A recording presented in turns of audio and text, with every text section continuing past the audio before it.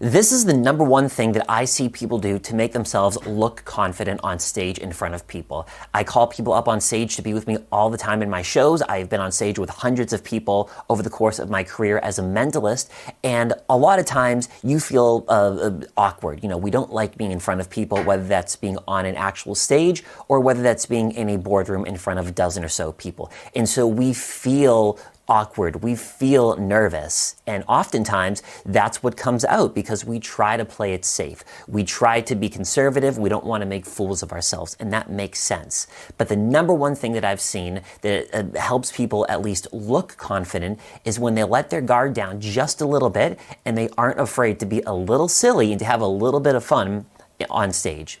You see, what that does is when you try to play it safe, you end up coming across as awkward as you feel, right? The emotion, the thoughts that you're trying to hide from the audience end up coming out and everybody can see that. So when you let your guard down, when you decide to have a little bit of fun, when you're not too concerned about playing it 100% safe, that actually has the opposite effect. You actually look much more natural, much more at home, much more at ease when you're on stage. The author G.K. Chesterton said, "Angels can fly because they take themselves lightly." So if you want to soar on stage or in front of a crowd of any type of size, you got to take yourself lightly.